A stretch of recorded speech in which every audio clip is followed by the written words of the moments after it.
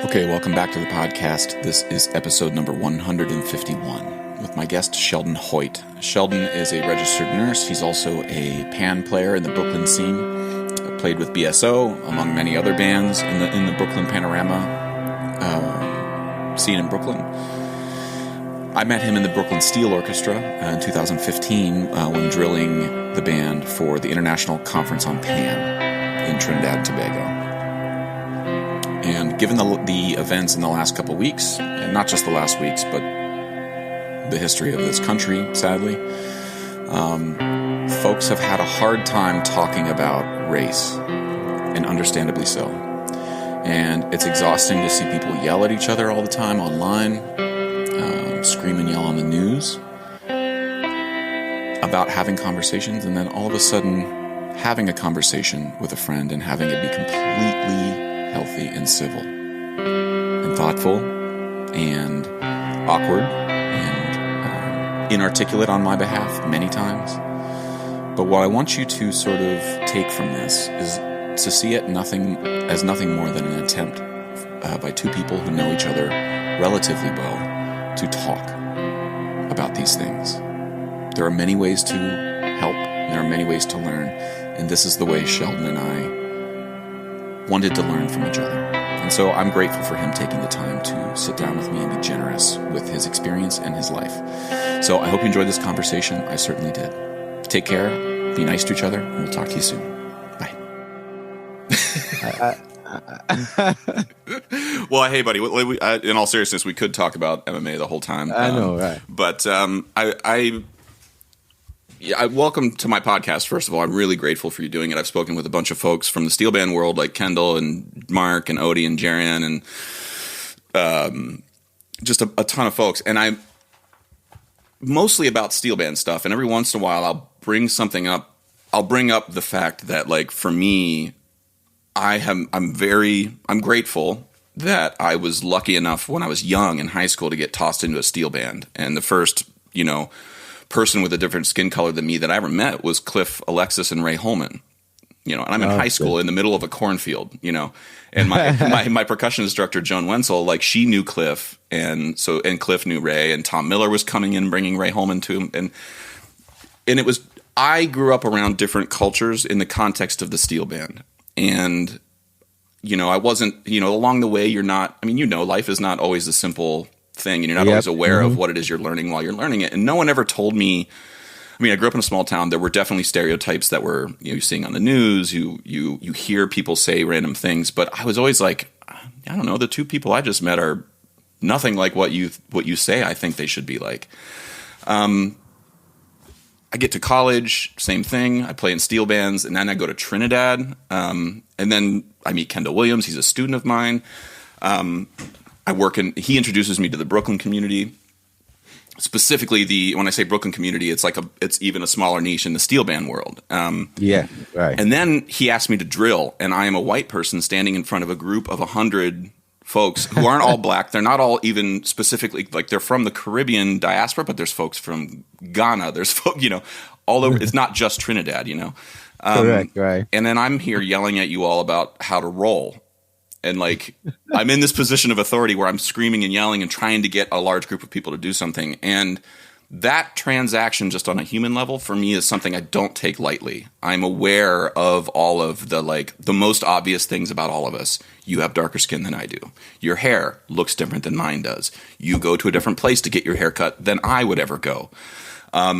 There's all those things that I'm aware of. And then you put on top of it the power structure in this country that has been in place for hundreds of years.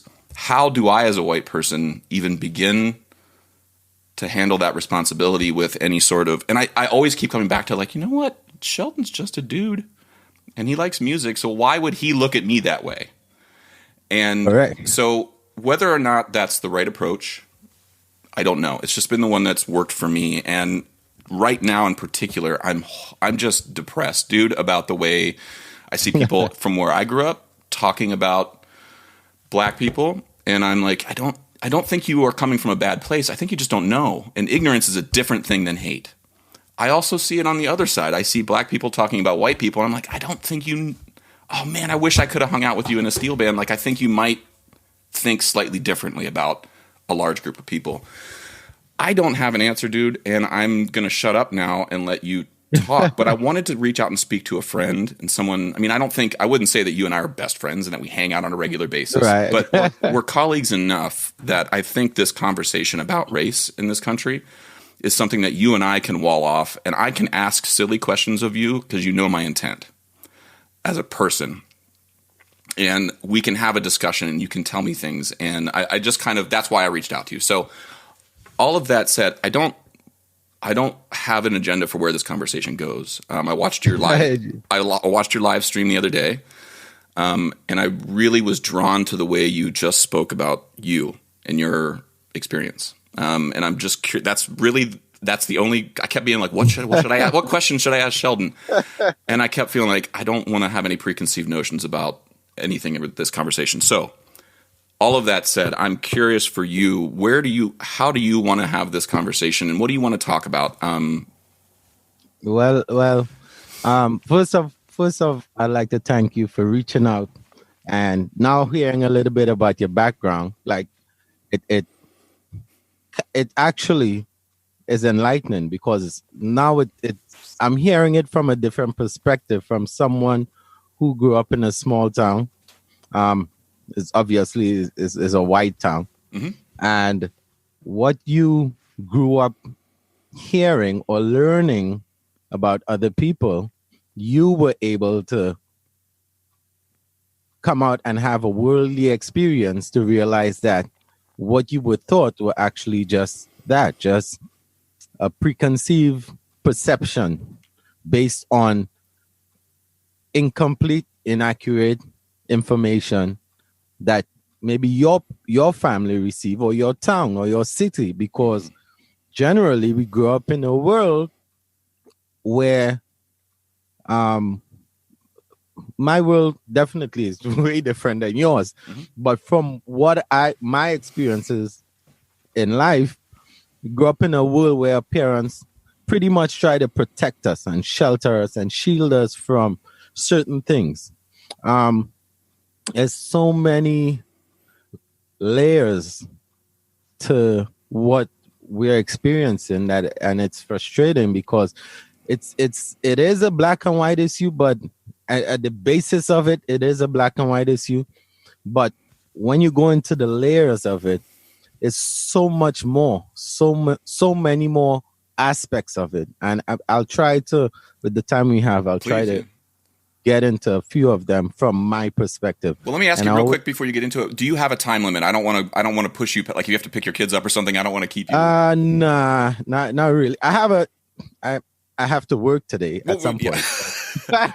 You are also a registered nurse, and you're someone that you're someone like pre the current issues right now around race. Like just when we were only really focused on a pandemic, like I was reaching out to you. You were a huge voice online about like, hey, this is real, you silly gooses. Like, stop saying. Like, I'm here. I'm telling you. Trust me. Yeah. So, I'll try to say from my perspective. I was born and I grew up my first 15 years of my life in Trinidad and Tobago. I did not really experience the level of racism. Now, granted, I think in a country like Trinidad, where there's such a diaspora and it's so much East Indians, you have Syrians, you have Chinese, you have obviously the African background, and you experience some of it growing up as a black man. In my neighborhood, we didn't really care.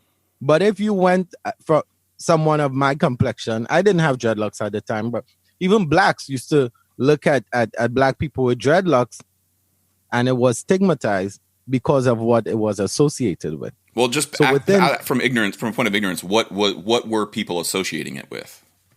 They were associating it with the Rastafarian movement, which they talk about like the weed smoking, and it wasn't really understood, right? So it was, and up to this day, it's still to a level frowned upon. It's more widely accepted because back then people with dreadlocks they grew dreadlocks as part of their Rastafarian practice. It wasn't style back then. What was the practice? Like why is there, I remember I heard a story around Bob Marley too, like one of the reasons, and again, like please correct me if I've heard this incorrectly, that one of the reasons the treatment for the cancer that eventually killed him was because of the Rastafarian approach to like, you don't cut things off your body. It's like, and yeah. please God, correct me if I've misunderstood this. Well, I would say I don't understand too much of that practice, but pretty much it's really that, like they believe in the herbs, they believe in Selassie African roots and all that stuff. I can't really tell you the specifics of what they practice, but I know it was stigmatized because it came with the smoking of the marijuana, and back then obviously that's a big no. And they pretty much stay to themselves. I couldn't understand because they were not violent people, right? They were very peaceful. But I've never understood why people are like, keep the alcohol but don't smoke. It's like the thing that makes you angry and violent is the thing they're gonna require you to have, rather than the thing that just keeps you asleep on your couch. All right. So coming back to where I was heading is that if I was to go and let's say date or show interest into an Indian girl, and I apologize if you're looking at I'm not looking at the camera because my screen is. You're totally fine, bro. It's okay. It's okay. So that would be frowned upon. The Indian families, because a lot of them were Hindus or Muslim, and they have this belief that my daughter is going to be in an arranged marriage. We already picked her husband. So it was a stigma back then, but not to the extent of when I came to the U.S. I really didn't understand. And what puzzled me most about the U.S., and this is where I say there's so many layers to this thing, is that I came here, I experienced, like I said on my life, I experienced some things that as a black man, I couldn't wrap my head around, that I didn't even do anything, and I'm here staring down the barrel of a gun with a man in a police uniform. Now, this is like right when you first moved here. When I first moved here, my first experience was on Flatbush Avenue. This is my first ever experience, or I would say negative interaction with a police officer. And my brother and I, we were walking down Flatbush Avenue. And back then, that's like the Caribbean center of the world, in my opinion.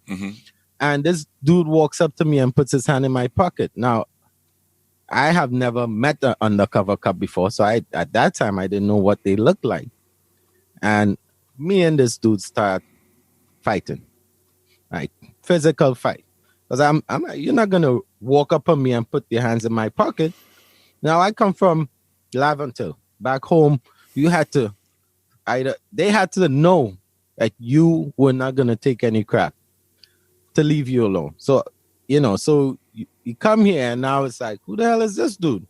So I'm still on my mentality from Laventille, like, yeah, you're not going to walk up to me and put your hands in my pocket. I'm going to defend myself. So it's after we're physically fighting and he's on the floor and he reaches and pulls his badge out. Now, while he's reaching, my brother is saying like, Sheldon, the cops. And I'm looking around like, where? I don't see any cops. And I look down and I see he pulls his badge out. So I jump back. They threw me against a storefront. Some other cops came. Obviously, it was a big thing. But people by this time are surrounding us like, yeah, no, that's bullshit because they didn't do anything. So the sergeant came and that's the first time I didn't know the difference. All I saw is this dude in a white shirt came up, asked what happened. I'm like, sir, I apologize. I didn't know it was a cop. Like, this dude just put his hands in my pocket. And everyone is screaming, like, no, leave them alone. Turns out they were looking for somebody. And usual thing, my brother and I matched the description. Right? So that incident, that was my first incident. This is in 1997. I came to this country in February of 97. This happened in the summer of 97. So fast forward a few years. I just want to sorry to interrupt, Sheldon, but I kind of just want, I've been hearing a lot. It's like the sort of permission that people in authority, and I want to be careful here because I do think that this applies to anyone in authority. I mean, we can talk about CEOs of company taking advantage. Like you're allowed to do things that you wouldn't do if you weren't wearing a badge. Like reaching in a stranger's pocket is something. Like Sheldon, I've known you for a long time, and you're a big person. Like I wasn't that big back then. Maybe now it's your MMA training has got you all beefed up. But just the idea that like I wouldn't do that to someone I know. Like I wouldn't do that to Kendall, and Kendall's like a brother to me.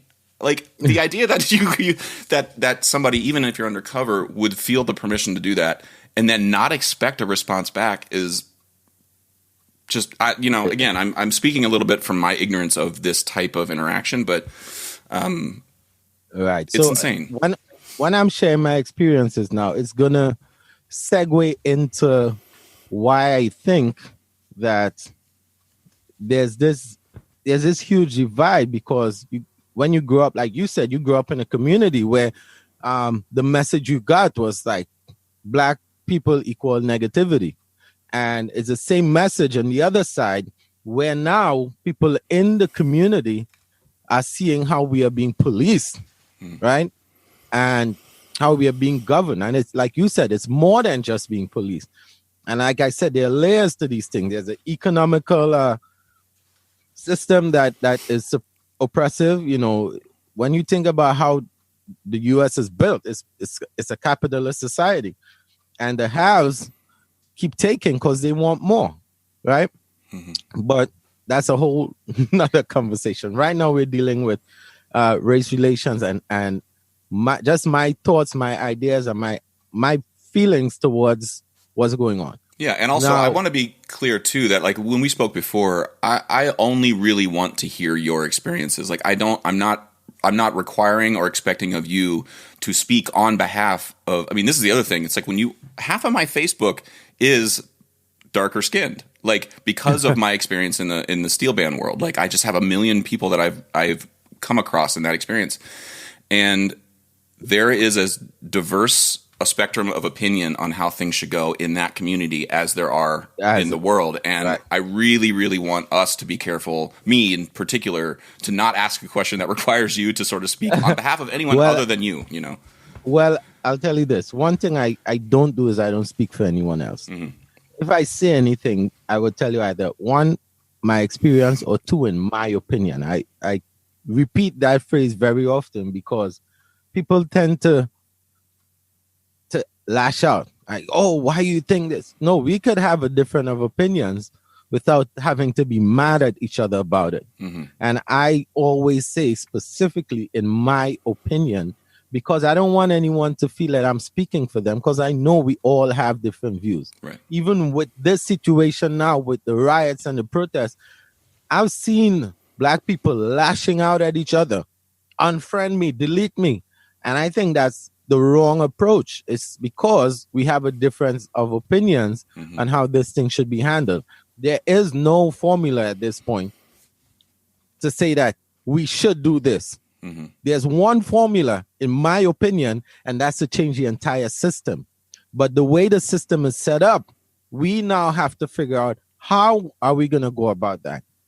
And that's where the conversation needs to be had. It's not about your protesting is wrong or my lack of protest is wrong, because I and I've said it in my video, is that my approach at this point, this point in my life, is more cerebral than yours. Like, and I'm not, obviously, what I'm referring to.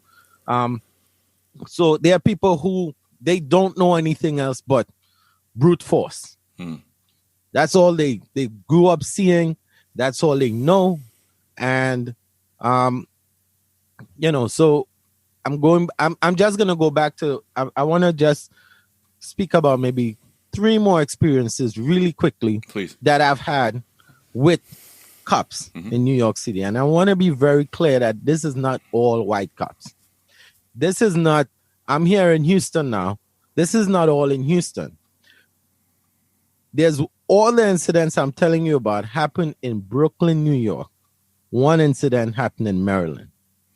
And one would think that in Brooklyn, because again, it goes back to what we are exposed to, the information we receive at the age we were growing up. In Brooklyn, we feel safe from racism. Oh, that's the general feeling because, hey, it's all of us. It's the Caribbean people, Black African Americans, Afro-Caribbean. So we feel like, yeah, we experience challenges in policing, but I'll tell you, when I told some people I'm moving to Texas, they were like, oh my God, you're going in that racist state? Like, like that's the reality. People from Brooklyn and the 5 boroughs in New York don't know what the rest of New York's racial composition is because they're not exposed to it. New York is a huge state. Yeah. And New York has a lot of Caucasian people, right? Demographically speaking. Yeah. But you have the concentration in the cities, and that goes on across the U.S. So our exposure, and it goes, so your exposure to Black folks and my exposure to white folks is limited, very limited. So what we know about each other and what the media does, and they do it because they need to tell the story. They need to push the story. They need all the attention. They're fighting for ratings. So what they do is they tend to pick the most controversial stories or topics to spread, and then they adjust the narratives. If they're asking a question, I see how they question people, and they direct the line of questioning to get the answer that they want. They don't just ask you, okay, let me hear your thoughts on this. When you respond, then they say, so do you think that this way, or what are your thoughts about that way? Now, I just told you my opinions. Now you're driving me to answer in the way you want me to answer. And that's the media. They have a responsibility to bring a news story, but it's a system where they are competing. So they are going to try to find the most controversial way to tell their stories. You watch at all these news when they're going live and all that stuff. Many of the people they actually interview and show on live TV are not people who would generally have my way of expressing myself and be like, you know what, this is what it is, logically and cerebral. It's people who would be talking crap, somebody who looks like they may be aggressive or something, and that's sort of kind of what they go for. Generally speaking, what I've seen, and I keep going back to what I have seen and what I've noticed. I noticed Fox News has an agenda, CNN has an agenda, right? They have their audience they appeal to, and they push that narrative to them. So going back to my experiences, there's one time I was on the train. I'm going about my business. Has nothing to do with anyone. So I'm on the train. The train is not moving. They say, okay, we're held here to call the cops. There's an investigation. A police officer pokes his head in the car I'm in. He looks at me, and he looks down to the other end of the train car, and he sees another young Black man. I don't know this guy. I have never met this guy in my life. Right? Never. We live in the same community, and I've never spoken to this guy. I don't know his face. I don't know anything about him. And that's kind of, when you concentrate it, that's how it is. And this cop looks at me. He looks at the guy. He looks at me again. So now everyone on the train is looking at me and him, and I'm looking at him, and he's looking at me because that's where the cop is directing his attention. And obviously he's like, you and you, come off the train. And both of us are looking like puzzled at this point because I'm going about my business again. I've done nothing wrong. I'm a law-abiding citizen of the U.S. And we come off the train. The train goes about his business. And as soon as he was about to say something, a voice comes over the radio and said, guys, we got him here. We got him here. So he comes out and he's like, oh, I apologize. You fit the description. We're looking for 2 guys. All right. I'm like, so how did you decide that we were the 2 you're looking for?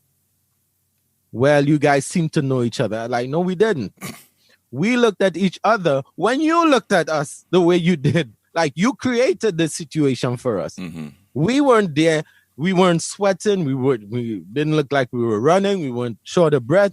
We weren't like, when someone knows the other person because they keep looking, it. You could tell. Mm-hmm. And I'm like, you created this situation. Like, you saw two black males on opposite ends of this car. And I could understand sometimes people do that. But you automatically like, yeah, you guys fit the description. And I don't know what the crime was, who they were looking for. Mm-hmm. And then he simply proceeded to be like, all right, guys. And that was it. There was no remorse. There was no, you know what, I apologize for this. It was just go about his business, right? Other incidents, I was in Maryland. I lived in Maryland for a few months. I was going to a holiday party, right? So I was dressed up. I had on dress clothes. Mm-hmm. This is December. This is Christmas. Mm-hmm. My cousin and I in the car, we're driving. A car pulls up behind us. And actually, they had just apparently finished giving someone a ticket or something. Because, when you pass them, you see them pull over and they turn their lights. They just literally turned their lights off. Mm-hmm. And they turned around and came behind us. They followed us for about 2 miles. All right. And this was in Prince George's County. And we drove. We stopped at a traffic light. And we're there. They're behind us. I'm telling my cousin, like, listen, we're going to get pulled over. He's like, how do you know that? I'm like, we're going to get pulled over. This is just what I've experienced. As there's a border from Prince George's County to Montgomery County. Mm-hmm. And obviously there's jurisdiction situation. So they pulled us over before we got to the border. Mm-hmm. And it's not like we were trying to outrun them or anything. Took us out the car. Sit on the sidewalk. Now remember, I'm telling you, I have a dress pants on, dress shirt on. It's December. It's cold. And we're on the sidewalk. I'm like, can I get my jacket? No. They pulled my car over. They wait. We sat there for like 10 minutes. 3 more cars pull up. A K9 unit comes. So they bring the K9 unit. One of the officers took my information. They didn't say anything to that point. Mm-hmm. And he took my information, went back to the car. And while he was back there running my information, the other cop proceeds to say, this will go much easier if you told us who you stole the car from. This is my vehicle that I purchased with my own money. You're like, I stole it from the Honda dealership with $22,000. That's what I did. Really? Okay. Here's the bill of sale, you ass. So go run my plates, and come back. And so they didn't find anything. And they proceeded to issue me 2 tickets for tailgating. I don't know who I was tailgating. And for something else, I can't even remember. I go to court to fight these tickets, and the courtroom is packed with minorities. Packed. So the judge comes and he says, first case such and such, and the officer, and he calls the officer name. He's not present. Okay, next case. Calls about 5 cases. It's the same one officer that issued all these summonses. Didn't get anything. So they had a few officers that were there. And when he called the other 3 cases with this particular officer and no one was there, he said, everyone who has this officer's name on their tickets stand up. And I'm not kidding you. 80% of that room stood up. Right? And the judge turned red, like he was angry. He dismissed everyone's. And the following week, I saw there was an investigation into racial profiling in Maryland. And I'll just go over that one incident where I had the gun in my face. So I was driving. I'm going. I'm not sure if you're too familiar enough with Brooklyn to know Tilden Avenue by Utica Avenue. Mm-hmm. I'm going up Tilden. I see a cop car pull out of a driveway. Now, I was going to my cousin's wedding in New Jersey, and I went to pick up my wife at the time because I got a rental car. I'm driving the car, and this was a few years after Amadou Diallo had been shot. 41 shots for reaching for his wallet. So I'm driving. This cop car is behind me. So I reach a Kings Highway, and I pull sort of to the right to see if they will pass me. They don't. So I'm very uncomfortable at this point. So turn on my music. I wind the window down. I'm trying to figure out what my next move is going to be. I'm going to keep going, but I'm not comfortable with them behind me. Now, this is 2 years after that incident happened in Maryland, because I'm back in Brooklyn now. So I get to Ralph Avenue, and you turn left or right at Ralph Avenue. I see a corner store open. I said, you know what? I'm going to pull over and act like I'm going to the store, because I'm very uncomfortable with these cops behind me. And as I go to make the left, the car pulls in front of me. No sirens, no lights, no nothing. The driver runs out, draws his weapon, and trains it on me. So I'm sitting like this, my hands in the air. He says, turn the car off, throw the keys out the window. I'm like, no, sir. And he's yelling. I said, turn the car off, throw the keys out the window. I said, sir, I'm not moving until you lower your weapon. He's not moving, I'm not moving. And we sat there for about 5 minutes, back and forth. He's yelling, I'm yelling, but I'm not moving. Then his partner comes, and his partner says, like, go ahead, I have you covered. So that's when he lowered the gun. I threw the keys out the window. Said, you didn't see I was pulling you over? I said, no, you weren't. Like, there's no siren. I said, what happened to his siren? Your lights are not even on. Like, he said, oh man, I think maybe it needs to fix. I need to check it. Gives me 3 tickets for tailgating, for music too loud, and for failing to stop for emergency vehicle. Right now, I'm sitting there like, what? Where was the emergency? Oh, I was trying to pull you over. I say, you never did. Yeah, well, if you had turned your music down, you would have heard it. I'm like, still, when you pulled up to the car, did you hear any music? Yeah, well, that's because you probably turned. I said, no, sir, I turned my music down at Kings Highway. And it wasn't even loud when I passed you guys. So anyhow, the other cop came and he said, you know what? He brought the tickets. He said, listen, apologize. Just go to court and don't worry about it.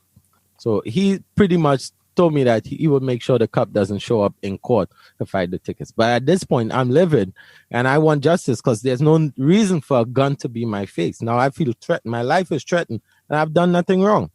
So this is my experience, and my response to all of this and to the racism, and I've worked in Barney's, New York, and I'm a worker there, and 2 ladies, older white ladies, they're walking and they're chatting in the store, right? And one of the ladies, like, they were walking towards me, but they weren't paying attention. So I step aside so that they don't bump into me.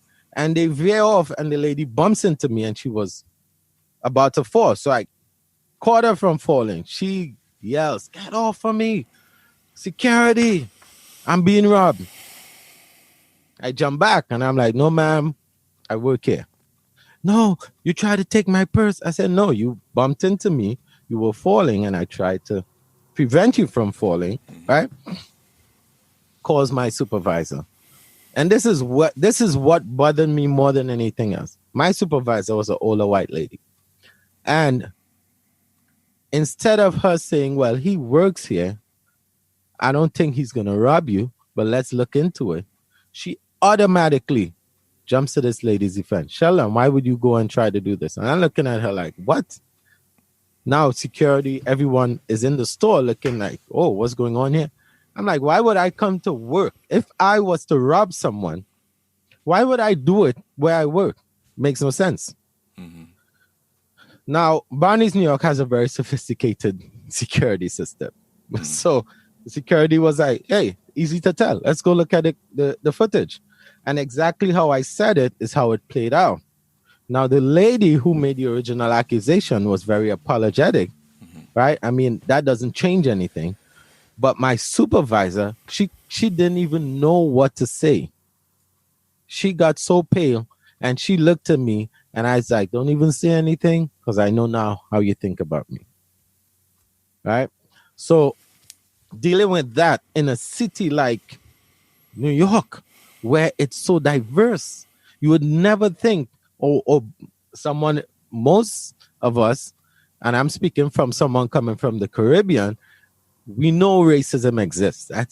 That's just sort of just there. Mm-hmm. But in a city like New York, Brooklyn, where there's so many people from all over the world, for it to just still be there so vivid, just in your face. When you say something, sorry to interrupt again, Sheldon, but you mentioned like in a city like New York where diversity is so prevalent, like diversity has sort of been a buzzword that has been used a lot in the last like 3 to 5 years in industry, in the music world, in the nonprofit world. What your organization looks like, what it is like. Is your organization, is your board of directors diverse? Is your clientele diverse? Those sorts of things. The problem, though, that I've always struggled with when people use that is like, well, you're not diverse. It's like, yeah, I'm not so sure you're willing to deal with the complications that come from diversity. Like, I'm with you. I love being in a steel band with students of mine, with people who are Jewish, people who are Muslim, people who are atheist, and we all get together and say a prayer at the end of the rehearsal, a Christian prayer. And like when we talk about diversity, it's like, I need to put my own bullshit on the side and realize that what I'm doing here isn't a struggle for religious rights. We're communing together. And that, if I want diversity, I have to accept that might be something I need to sort of swallow about my own ideologies in the world. The way I think other people should act, should pray, should commune. Do we pray together? Do we not pray together? Do we eat together? So if we eat together, then we should pray together, right? Like, that's what diversity is, and it's super complicated. And I've always been frustrated when people make diversity out to be like, that's the solution. It's like, well, that's the end result, but the solution is like having thousands of... The solution starts with us as our individual communities, right? And I'm going to speak like just understanding that. And I understood it, but it's good to hear it from someone that you grew up in an area where all you knew was white people and had a negative image, or expectations of African Americans or people with a different color of your skins were not that high.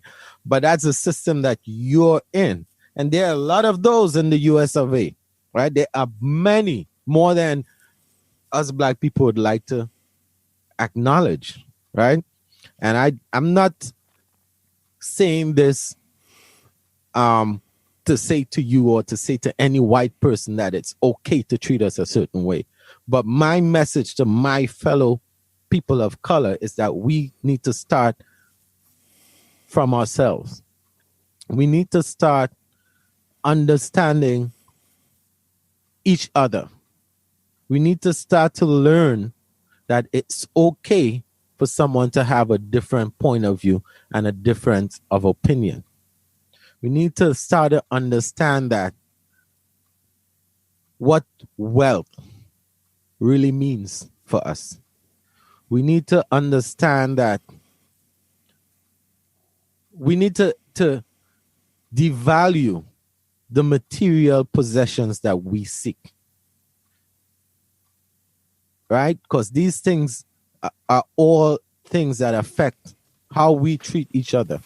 And in turn, what I've noticed is, and this is living in different communities, they police us differently because of what we do to each other in our community.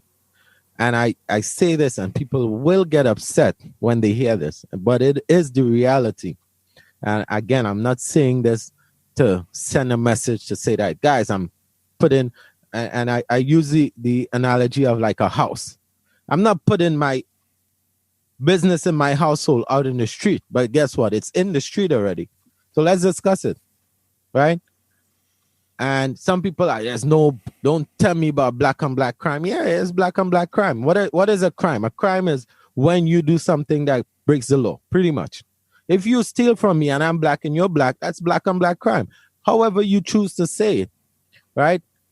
The problem with that is that we need to own up, take responsibility for how we portray ourselves out there.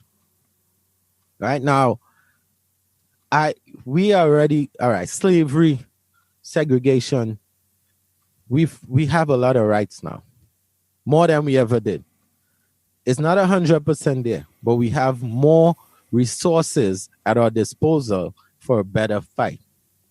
How we fight is the biggest question.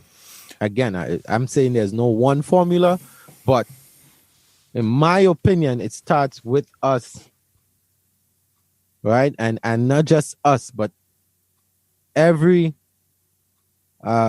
ethnic community or every demographic. Like white people need to have a real conversation with themselves.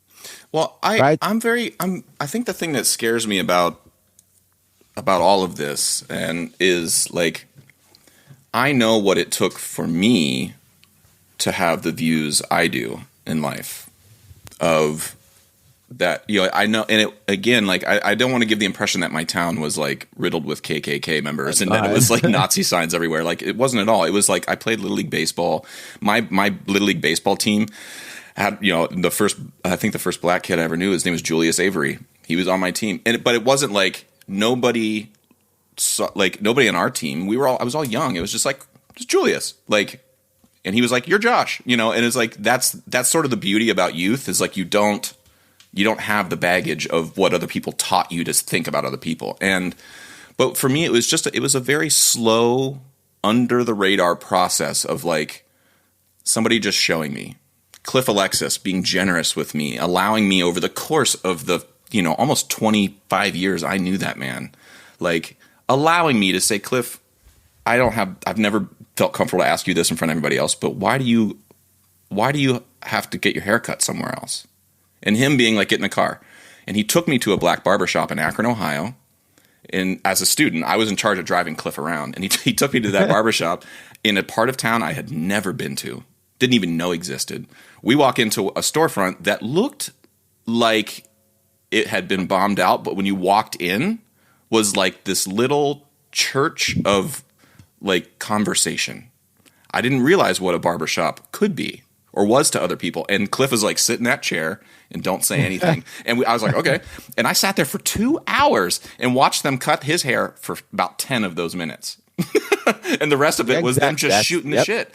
And I sat there, I walked out of that, and it was like, oh, Cliff could have said, you're a stupid white person. I don't need to show you anything. Your people did this to me over the last 100 years. Deal with it. But he really wrapped his arms around me and forced me in a very, I don't know how to say it other than a gentle way. It was just like, come with me. And then it was like, now I want you to meet Bugsy Sharp. And then I'm in charge of driving Bugsy around. I don't know Bugsy at all, you know, and you're going to put a 19-year-old kid in charge of driving Bugsy Sharp around Northern Ohio. Like, I learned from that. And then I go to Trinidad, and I'm the only white person in an entire steel band yard being like, oh, no one talked to me for 2 weeks. That's what this is like, you know? And then there was a gentleman behind me who had the Black Panther regalia on, like the fatigues and the beret and the patch. Older guy, probably in his 70s. And again, I'm 20 years old at this point. And this is 2002. And so he's behind me, never says a word. He's playing guitar the whole time. And there's another guy named Castro right beside him with a huge scar across his face, big, long dreads. I'd never seen dreadlocks like that before. And 2 weeks into my 3.5 weeks, I just get a tap on my shoulder, and I turn around, and he says, I appreciate you coming here. You're really good. My name's so-and-so, and I'd like to talk to you. And I was like, okay. And then I was like, what's that patch mean? And then he told me all about the Black Panther movement. I had no idea. No idea. And he just talked to me and gave me a carob. And like, we had this conversation. Now, again, I am not advocating or saying that that's the way every racial conversation needs to happen. There are a million ways to do it. But that's how it happened for me. And from that point, like, those conversations stripped away any fear I had about walking into a pan yard in Brooklyn or just following any advice. Kendall Williams was like, hey, go over here. I'm like, yes, sir. I'll go over there. And it's like meeting Jerion, Odie, Lakeisha, everybody, you know, the Georges. It's like everybody I've come across in that world. And it took 15 to 20 years, Sheldon. How do we do that for people who aren't coming from this from a genuine place of hate? Like, I don't believe my town has a place of hate, but how do we teach people this? Because I think it's a learned behavior. It is learned behavior.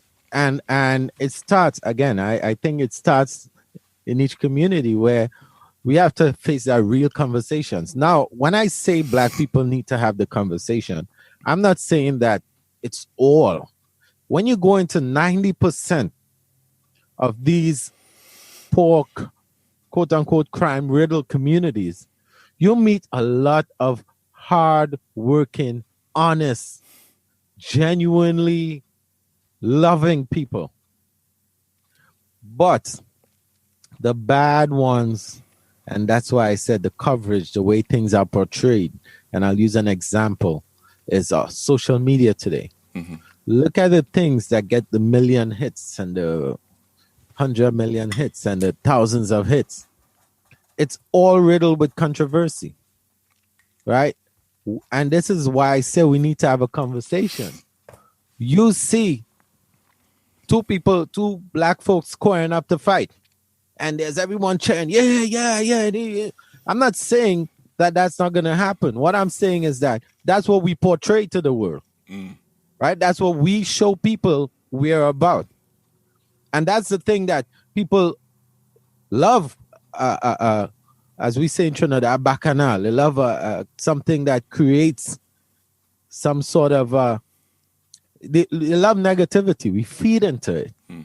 Right, and I think that's a human thing for sure. Right, yeah. And that's what I'm saying across the board. Now, from my perspective, the black point of view, 90% of our people in our community, hardworking, genuinely loving, or whatever the case is.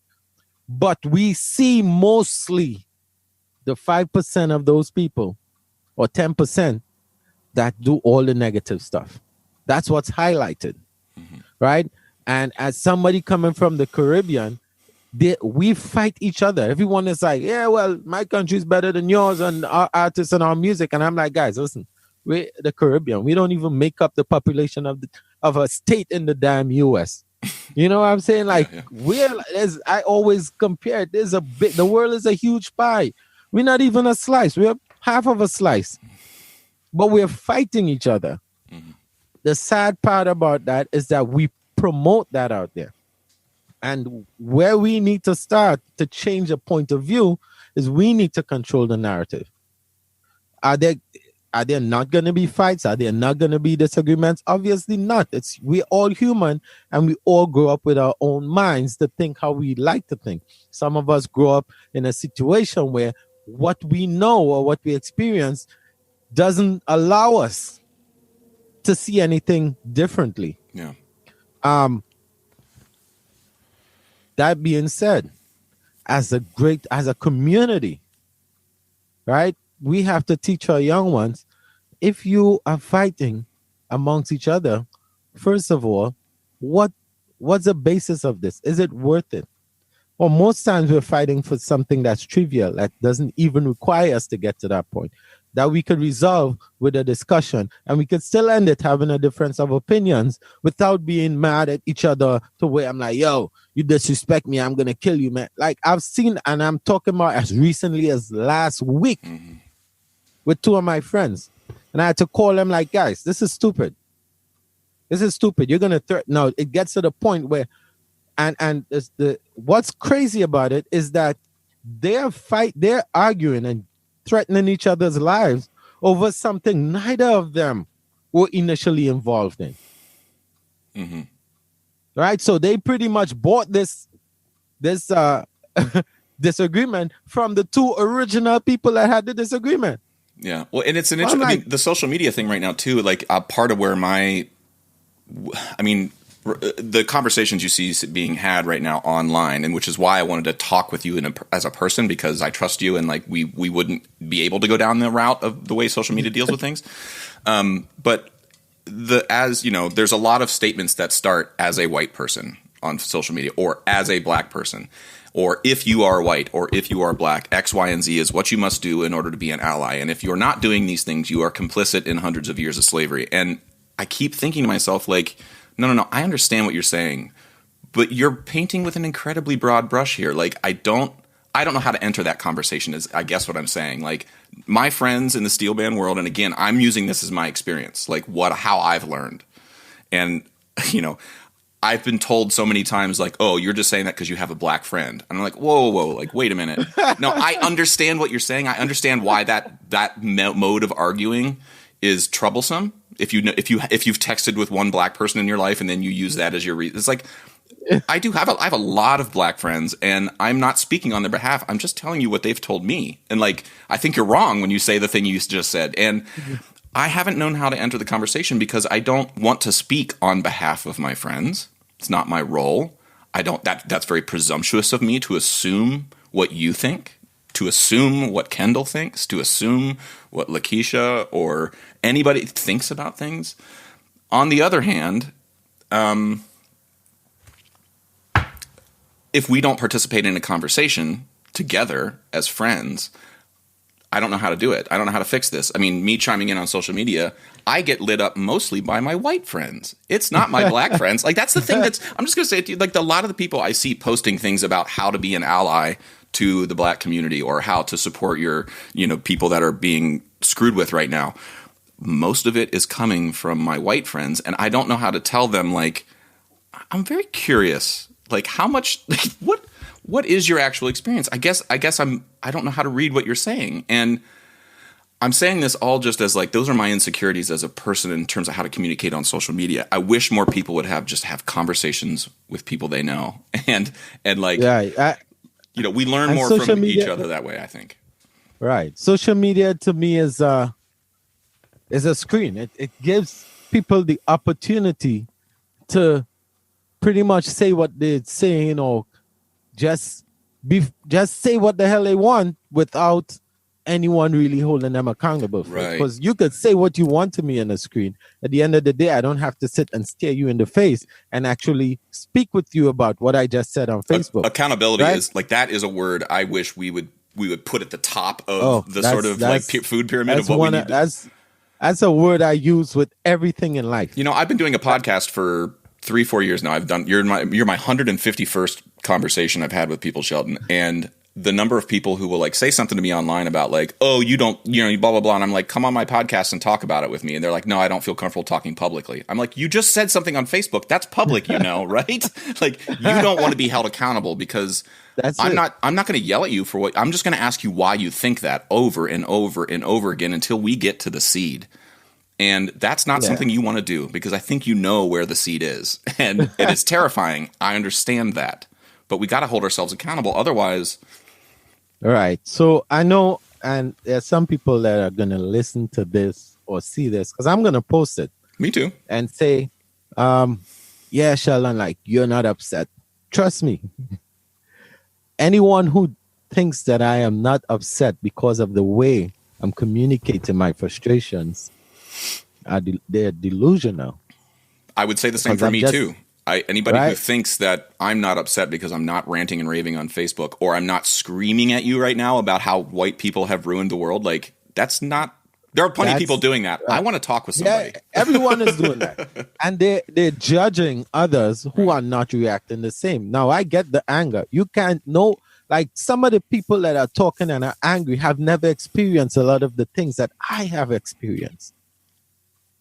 And that's why I wanted to share my experience so that when I speak, people understand that I'm not speaking from a porch looking out, right? A lot of people look at me and say, yeah, he's a nurse. He's successful.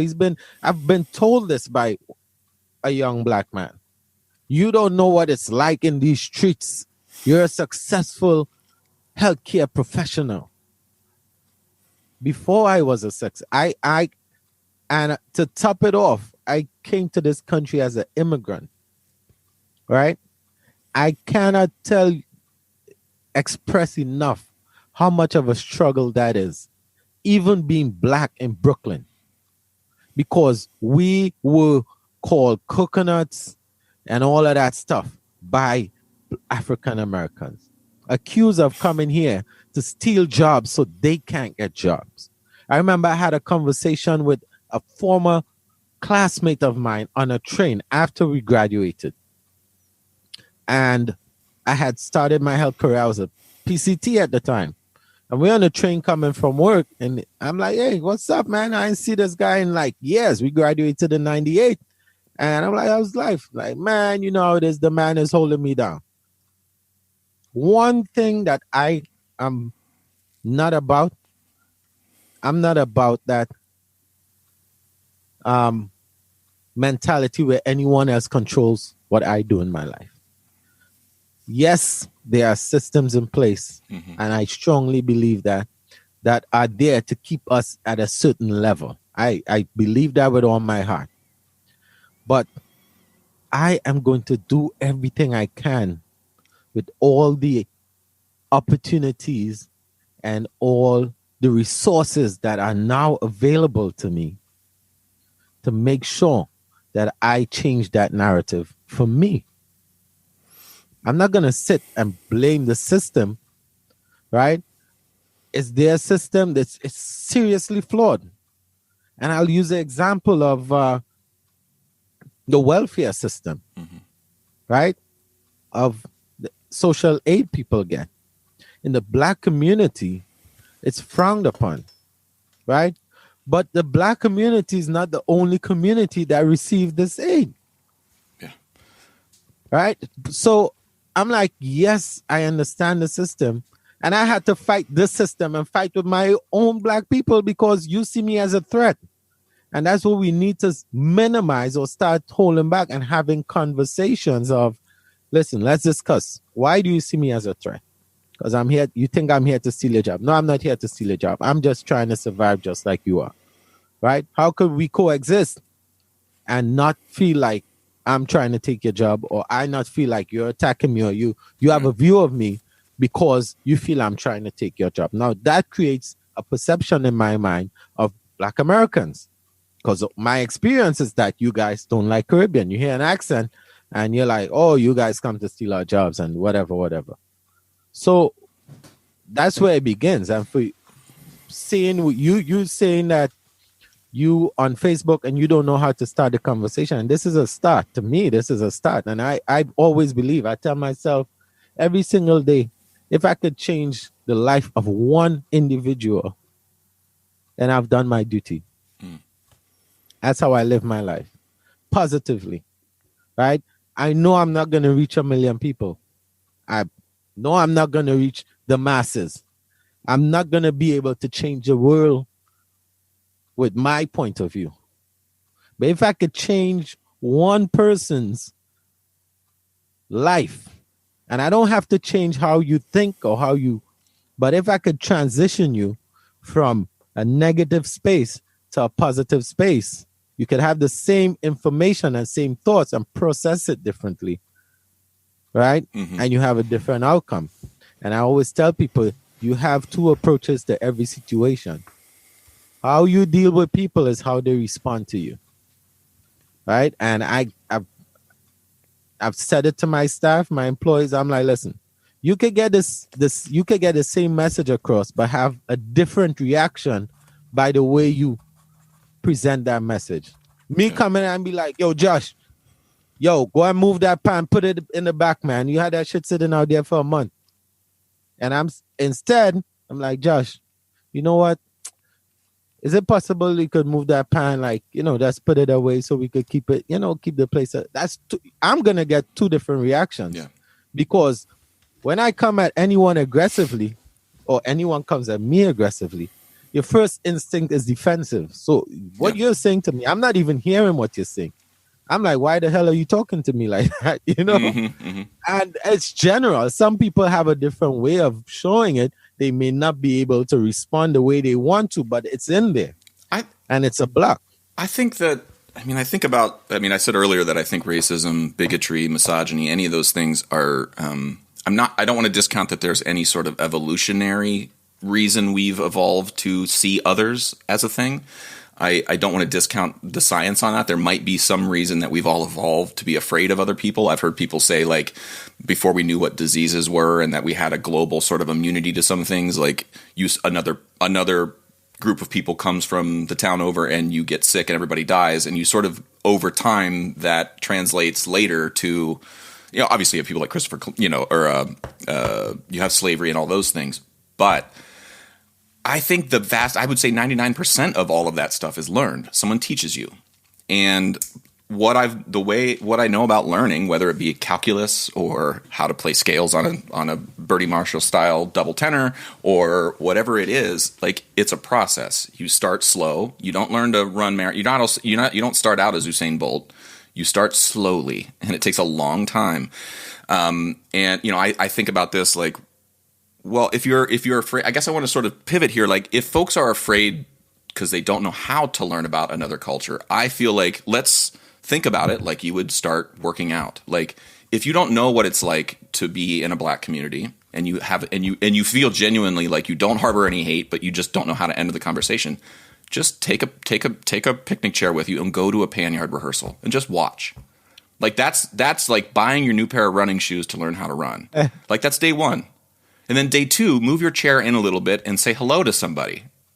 And then day 3, day 4, and then by the time you get to year 9, when you walk in that yard, Sheldon comes running up to you with a bacon shark. Like, that's how it works. And I think like this idea that any of this is going to be solved overnight, and it's like is insane. That's delusional to me. And it's like, I've been doing this now like for 15, 20 years, and walking in front of a like this year when we were down in Trinidad, I took the So guys and Shelby, all of us white. And Shelby had played Pam before. You know Shelby, right? Yeah. Shelby had played Pam before. The other 3 guys had never. They had never even been in a pan yard. And so their first experience with pan on that level was Trinidad with skiffle, Yeah. And I just was like, in the deep end, fellas. No, like, you don't get the little floaties or anything. Just get in there. You're going to figure it out. And, Bravo was the driller. Do you know Bravo? No, I don't. I've only seen. He had been drilling them for a month and a half prior to me getting there. And, Kendall had been like, hey, get in there and start drilling. Junius does the same thing. And it's like, it is not that simple for me to just walk into some total stranger at Bravo who has been in a position of authority here in this band for a month and a half to just be like, mine now. Like, no, that is I have to lace my shoes up, really polish off my cleats, and know how to walk this, because there's a huge level of respect that has to be given. And do I do it well all the time? No. I've made mistakes. I said something in rehearsal and pissed Bravo off. And then it took me 24 hours to mend that relationship so that we could rebuild some trust, How do you, but again, that's been my experience. For you, what do you recommend? And I would say this for folks, for someone who is black and has never come across many white people before, and reverse, white people who have never had much experience with black folks before. What advice do you have? Like, what is the lacing up your shoes part of this for you? Well, for me, that lacing up part of my shoes is actually not even just moving to Houston, because Houston there's the inner city. There's a lot of, minorities there. But I'm in Kingwood now, right? And Kingwood is, I would say, 90% white, right? Mm-hmm. And it's like, I'm in a house and I'm like, wow, all my neighbors are white. I've never had that experience. Mm-hmm. But they generally have been really welcoming. I've not felt unsafe. I come from Brooklyn, where Brooklyn or New York probably has some of the strictest gun laws in the United States. So you don't think about people just having firearms regularly, casually. Like at the coffee shop, like strapped to their their hip. So to me, it initially was terrifying, because now I'm like, okay, I was in Houston and I'm like, I'll be okay. I'm in Houston. Now I'm on the outskirts of Houston. What I would say to some people, so that people could have an idea, if you're in Brooklyn, it's like going out to Long Island. And I'm not talking about West Hempstead. I'm talking about somewhere on the outskirts of Long Island. And it's a shock to the system. So now not only am I in a state where there are open carry laws, right? And almost everyone owns a gun, and you don't really need a license to own a gun. You just go to the gun shop. Hey, there's my driver's license. I need a gun. They run your background and they sell you a gun. Like, literally, that's how it is. Yeah. Right? And I'm like, wow, like, I go to the sports store and I'm walking around looking for something, and there's this whole section with just weapons. I'm talking about pistols, machine guns. And I'm like, what the hell I get myself in? You got to start. You got to start carrying a bow and arrow. I think that'd be hilarious. Just an open carry bow and arrow. Right. So now I'm like, okay. So again, I'm here in this white neighborhood, and coming from a position where I've been, had these experiences with cops, with, like I told you, the experience at my job, going places, see white people clutch their bags, people get up and move.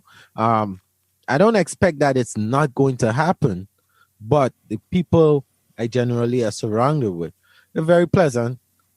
I don't know what their inner thoughts are, but they don't express. I don't get that.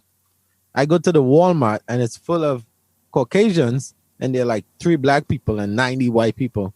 And it's like, hey, good day, how are you? Well, and it's a transition I have to get, because now when I see white people, I usually avoid eye contact, because I'm like, unless I know you, right? And I'm like, I'm not trying to get into it with anyone, like not just to avoid any sort of misunderstanding. But people, the minute you have that eye contact, they're like, hi, how are you? And I'm just like, okay, I'm not really used to this. Now, I don't go out there looking at to me, I'm just in the neighborhood, right? But it really hits when I did the research for the neighborhood that I'm moving to. And I'm like, damn, there's not really many black people over there. But hey, and I'm over here, and it never hit me until I'm like there, and I go to the store, and one day, it's not something I wake up every day thinking about, wow, I'm in a white neighborhood. It's like I get up, I go about my life as usual.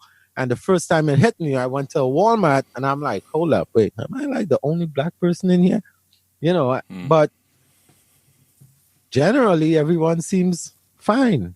Everyone seems nice. Yeah. Again, I don't know what they think personally, but to me, that's like one step off. I know you, Josh. I've the first white person I played pan with, a few I play with in England, and we're all cool and it's well and good. But you guys are in our world, right? So, and I say music generally unites people. Yeah. All right. So to me, that's like two positives. In our world, with musicians together, and it's like it's a beautiful thing, because there's no judgment. I don't feel judged by you. And I think that you guys who come in are more judged by us, because like, yo, these white people in here playing in the band. We have 3 white people. We know how many white people we have in the band. It's pretty easy to tell. Yeah, we stick out a little bit. So it's, for me, that taking off the shoes is something like this. Something like really getting a perspective from another white person. The system is not going to change overnight, immediately. What needs to change immediately is how they deal with law enforcement that step out of bounds. That needs to change immediately. That's hands down, because these officers are emboldened, right? And some people may have that in them when they apply to be a police officer, may not know they're going to be assigned to a black neighborhood. But I don't like black people, right? Now, I'm empowered because now I have a badge and a gun, and I go to court and I say what I want. The judges, if it's you and I, you're the officer and I'm the victim, doesn't matter what I say. All you have to say is he was struggling. He resisted. The judge is going to side with the law enforcement officer over any regular old citizen. Often, even in the cases where it's filmed. I mean, Eric Gardner is a good example of. Is a good example. That was filmed, and the guy who used the chokehold. Now, to be clear, I don't know if he's still working or if he was let go or what. But the judge did say he wasn't responsible for Eric Gardner's death. There was an autopsy. I don't know if this is true, so I kind of hesitate to say it, but I saw like a coroner report on how the cause of death for George Floyd was listed like he had a series of underlying health concerns. He, asphyxiation was not the cause of death, and it was like, and the comment was there was a really pithy comment that was like, yes, we're backing it up with like that George Floyd was not able to withstand a 9-minute chokehold is like is that something we all need to be able to withstand in order for it to be considered a death by chokehold, like to be choked for 9 minutes, like, and then to top it off, the man was non-responsive. Mm-hmm. So even if you feel like that wasn't, or you're trying to justify the crap by saying it wasn't dead by asphyxiation. Anyone who knows what asphyxiation is, it's by this. Right. Now your knee and the back of the head, right? It can affect your breathing. Well, we were just talking about MMA before. Like MMA, when you do a chokehold, they don't. It's not asphyxiation. It's simply putting pressure on the carotid artery, which causes blood. Exactly. And if where that guy's knee was right where those major arteries are, and if all it was just he passed out because of a lack of blood flow, that is choking someone unconscious. You didn't do it with a lack of air; it was a lack of blood. Exactly. I don't know why Anderson Silva had to teach me that, but like the idea that like I thought of MMA when I saw that, I was like, oh my God, like nobody thought about this. Right. And then the guy was unresponsive, and you still sat there on him with your knee in the back of his neck. To top it off, there's a vagus nerve, right, in our spinal cord that controls our breathing, right? And it's located somewhere back there. I can't tell you the exact place of anatomy, but I just think, and that's me as a simple nurse. I don't even do med surg. I do dialysis, so I know everything relating to the kidneys. Yeah. But based on the knowledge I gained from school, anatomy and physiology, which was how many years ago, there's so many other things that could have caused his death with that knee being, and not just that knee on his neck. Remember, there were two other guys whose knees were on his torso area. So now you're talking about a combination of situations. Yet those knees could diminish his blood flow. Again, like you said, the carotid artery, and you're restricting the volume the abdomen has to expand the lungs to get air in. So it may not be general asphyxiation or all of that. Your body goes into shock. You experience a cardiac arrest. There's so many different ways that that could take. So it doesn't have to be that, oh, he died from a heart attack, so let's not call it murder. It is murder. Again, I'm not a cop. I'm also not an expert on restrictive holds, like how to stop someone from moving if they're trying to move. Like, I don't know. Again, I keep going back to the MMA thing. You and I have probably watched way too many controlled fights on national television. There's a myriad there's millions of ways to stop someone from moving that only simply involves turning their hand a specific way, like turning their leg like you get that guy in an ankle lock. Like, I'm sorry, most people stop moving, and I'm shocked that that there's not types of train. Like, why don't we have black belts in jiu-jitsu teaching cops how to correctly disarm and de-escalate a situation without snapping someone's neck or killing somebody, Like you said initially, it goes back to that base mindset. Yeah. Because the guy who killed Eric Garner, that was a move that wasn't trained by cops. That was an illegal chokehold. Mm-hmm.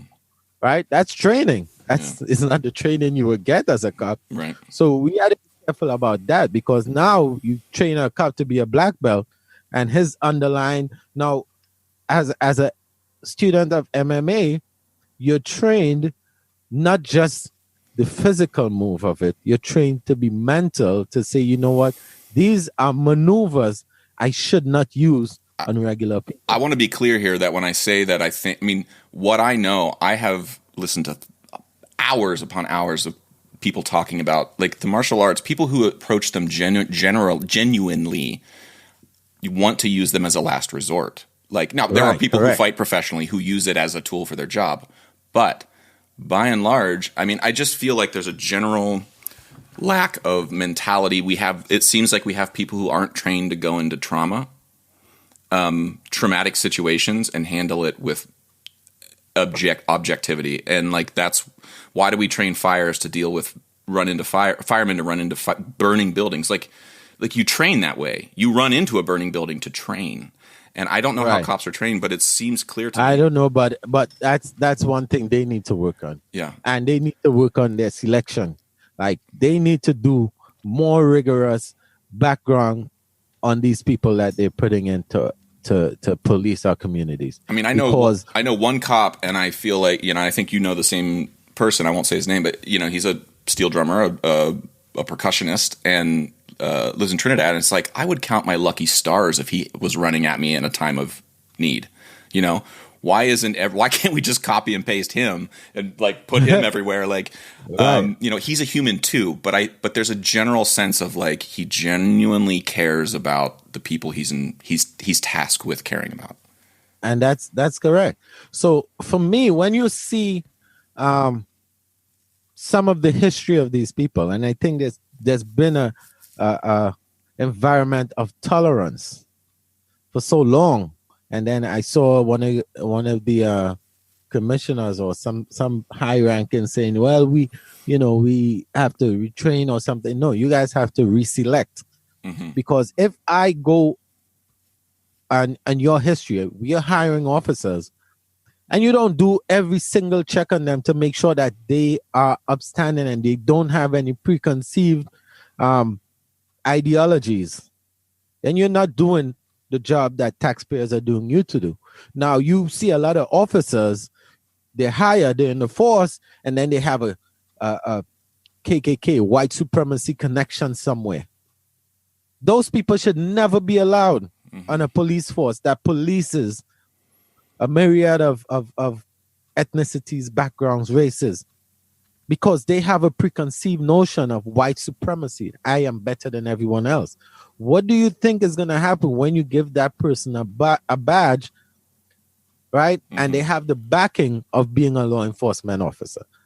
It's not going to end well. And that's what we are witnessing. Yeah. And that, to me, needs to be the immediate change. As far as systematically, we need to have more conversations. I thank you for reaching out and saying, you know what, as a white man, I don't know where to begin. I don't know what to say. I don't know. And a lot of people are upset saying, oh, your white friend's silence says a lot. No, it doesn't. It says that some people like you don't even know how to begin to approach a situation. So we can't be judgmental. If I know somebody like your character, Josh, and you're like, oh my God, I don't even know what to say to these people. Let's say you didn't even have a podcast. And you're there and it's like, I have a friend who lost both his mother and his grandmother and they're being buried today. I don't know what to say to that person. What can you say that will make them know that I'm here for you? I'm here to have this situation. You could say it, but in those moments, that person is really not, and I'm telling you as someone who has lost family members, all these messages come in and you're like, yeah, whatever. Mm-hmm. To be honest, it's afterward, you're like, you know what? I appreciate everyone and I thanks. You see who reached out and who are there for you. Yeah. But in the moment, there's nothing anyone could really do you're struggling. And if people would think and relate it to that, we're dealing with that. We're dealing with death of Black people at the hands of cops. And someone dies and I'm a white person and I'm like, I don't have any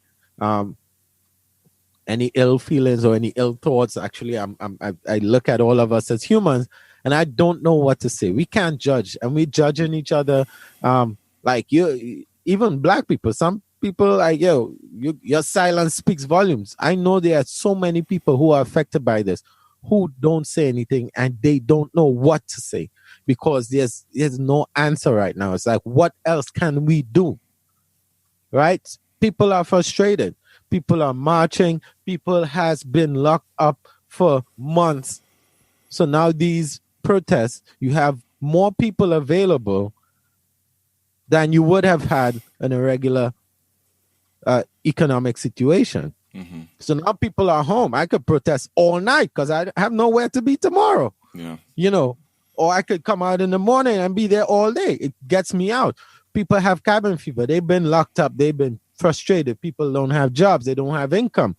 They don't have a source of when their next meal is coming from.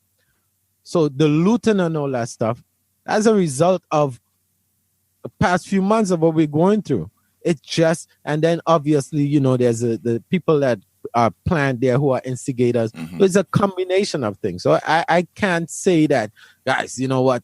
No looting, no this, no that. There are black people that are looting, but there are white people that are looting.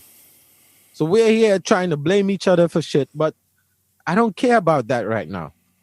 My concern is, how are we going to change this situation? Because it's a cycle. I wake up and I saw it and I'm like, damn, this shit again. And it's the same damn cycle. Mm-hmm. I've watched the video of Mike Brown, Philando Castile, all these guys. And then the outcome is the same thing that happens. Now, some of the cops were prosecuted, but all right, they're prosecuted, but how are you going to change that system? This is a system because it's like they're just not stopping.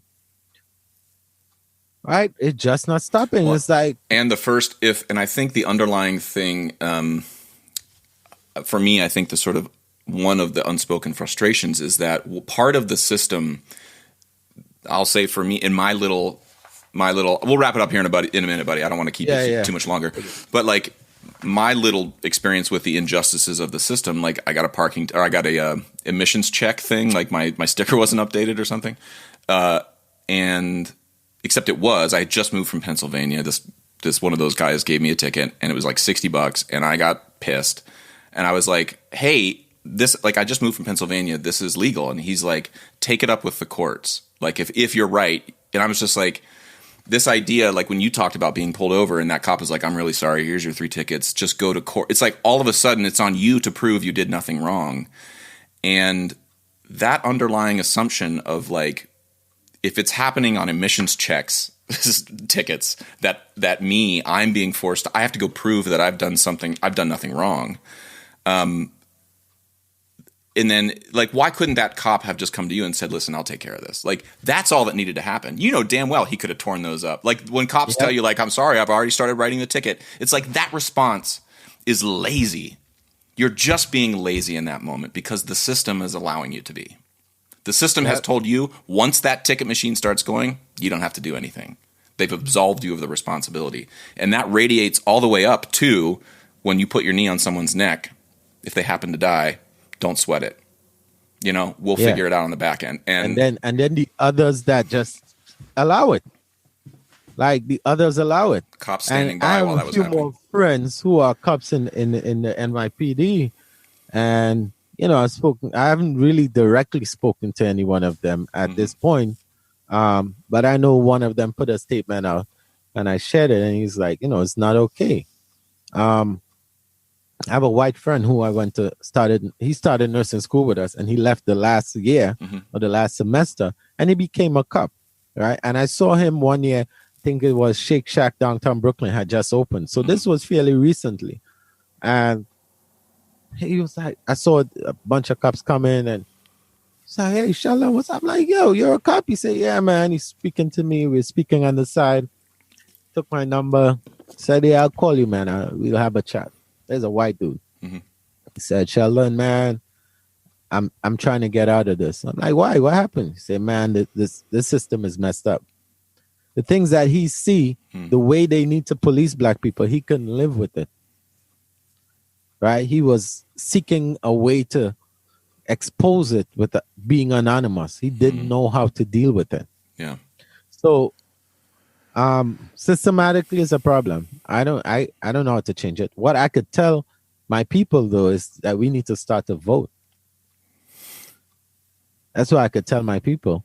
And I'm not just talking about the presidential elections and people fail to realize, if you vote, you don't vote President Trump. It's so many more people than Trump that affect exactly what's happening. Trump is an idiot. He's been an idiot. He's never changed who he is.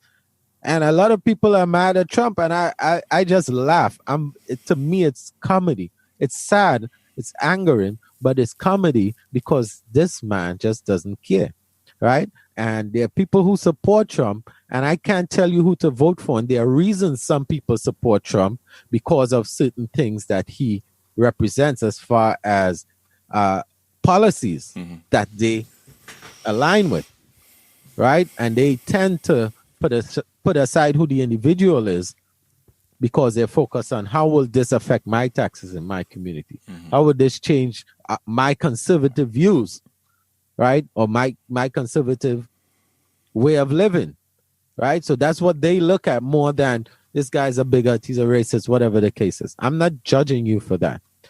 People who don't vote in those local elections, those little senators, those councilmen, councilwomen, these are the important elections that we need to focus on.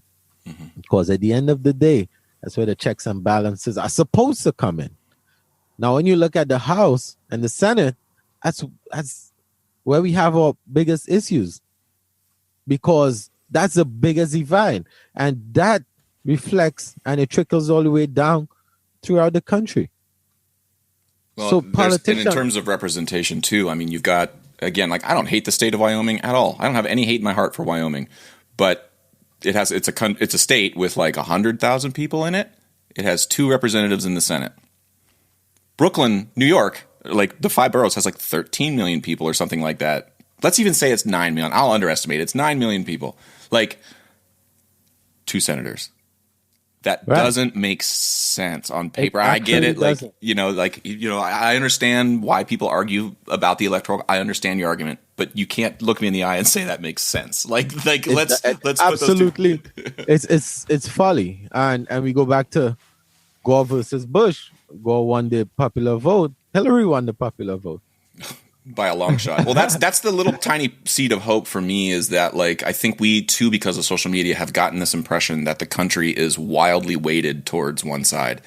Like, Trump lost by almost like 3-point-some million votes. Like, it's not a huge landslide, but I do think that the vast majority, and there's a lot of those voters who voted for Obama twice, and turned and switched for Trump, and I think were more anti-Hillary than they were sort of anti-black, or racist, and now, I don't know, not that I'm confident moving forward by any means, but I think we just need to sort of have a little more confidence about many things. But first and foremost, having these types of conversations.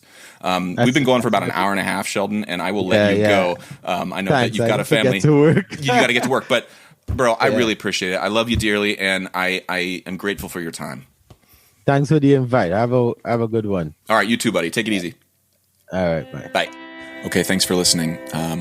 It goes without saying that one conversation is not enough to change hardly anything. But for me, it's the way I learn about people. It's the way I learn about my friends. It's the way I learn about society, is by talking to my friends and asking them questions about their life. And they ask me questions about mine.